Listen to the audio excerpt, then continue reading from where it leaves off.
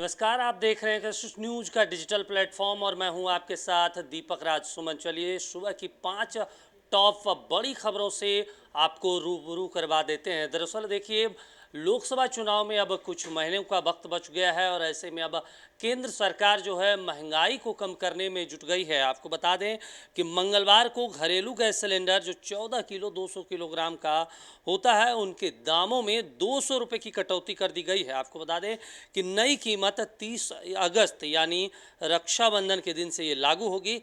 वहीं केंद्रीय मंत्री अनुराग ठाकुर ने कहा कि ओणम और रक्षाबंधन के त्यौहार पर दाम घटाकर पीएम मोदी ने अपने बहनों को बड़ा तोहफा दिया है। देश के 33 करोड़ कंज्यूमर्स को इसका फ़ायदा मिलेगा।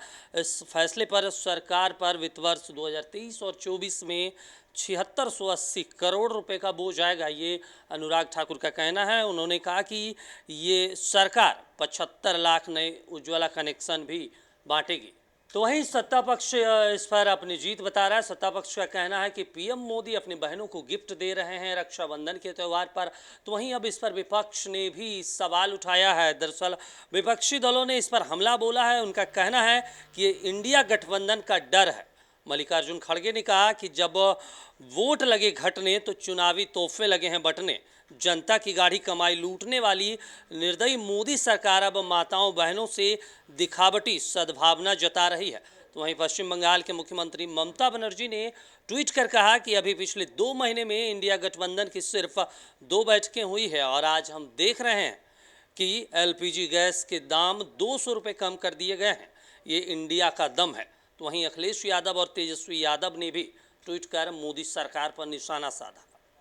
और तीसरी बड़ी खबर विपक्षी गठबंधन को लेकर है। दरअसल देखिए, 2 बैठकें हुई, पहले बिहार की राजधानी पटना में और उसके बाद बेंगलुरु में बैठक हुई इंडिया गठबंधन की, जिसके बाद इंडिया गठबंधन का स्वरूप तैयार किया गया। अब इंडिया गठबंधन की बैठक महाराष्ट्र के मुंबई में होने वाली है। दरअसल 31 अगस्त माफ़ कीजिएगा और 1 सितंबर को मुंबई में ये बैठक होगी, जिसमें सीटों को लेकर चर्चा की जाएगी। साथ ही इंडिया गठबंधन के संयोजक कौन होंगे, इस नाम पर भी चर्चा होगी। कौन किन सीटों पर चुनाव लड़ेगा, ये सब कुछ तय किया जाएगा मुंबई की बैठक में। आपको बता दें कि इंडिया गठबंधन में करीब अभी 26 दल हैं, लेकिन संभावनाएं जताई जा रही कि जो एनडीए गठबंधन के कुछ सहयोगी हैं वो भी इंडिया गठबंधन में शामिल हो सकते हैं। और इसी को लेकर लगातार जो इंडिया गठबंधन के दल हैं, जो इंडिया गठबंधन में अभी भी शामिल हैं, वो कोशिश कर रहे हैं। और आपको बता दें कि इस बैठक में लालू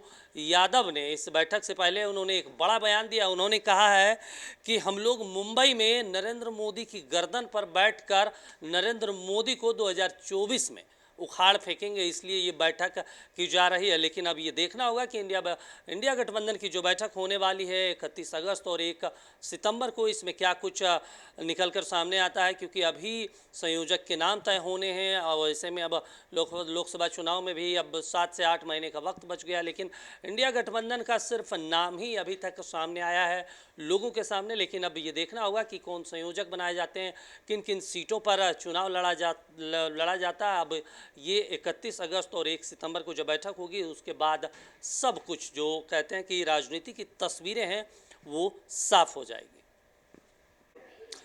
डुमरी उपचुनाव में अब कुछ ही दिन के वक्त बच गए हैं। 5 सितंबर को वोटिंग होना है और 8 सितंबर को वोटों की गिनती होगी। लेकिन इससे पहले ही एनडीए गठबंधन के जो तमाम बड़े नेता हैं वो अब चुनाव प्रचार में जुट गए हैं। तो वहीं इंडिया गठबंधन के हैं और कहें तो झारखंड के जो मुखिया हैं हेमंत सोरेन लगातार चुनाव को संबोधित कर रहे हैं। लोगों को इंडिया गठबंधन के जो प्रत्याशी हैं बेबी देवी, उनको वोट देने की अपील कर रहे हैं। आपको बता दें कि डुमरी के नागाबाद में सीएम हेमंत सोरेन ने चुनावी जनसभा को संबोधित किया और अपने संबोधन में मुख्यमंत्री हेमंत सोरेन ने विरोधियों पर जमकर बरसे। उन्होंने कहा कि आज अंग्रेजों की तरफ बांटकर राजनीति की जा रही है। उन्होंने लोगों से अपील की है कि वो जो बीजेपी है उनके झांसे में ना आए। उन्होंने कहा कि इंडिया गठबंधन को वोट देना है और उन्हें जितवाना है, क्योंकि ये जगन्नाथ महतो का सपना था कि इस क्षेत्र में विकास हो और उस विकास को अब बेबी देवी आगे बढ़ाएंगे। आपको बता दें कि दूसरी तरफ जो हैदराबाद के सांसद हैं असुद्दीन ओवैसी, वो भी कल राजधानी रांची पहुंचे हैं। आज वो डुमरी में जनसभा को संबोधित करेंगे। इससे पहले वो रांची एयरपोर्ट पे उनके कार्यकर्ताओं ने उनका स्वागत किया।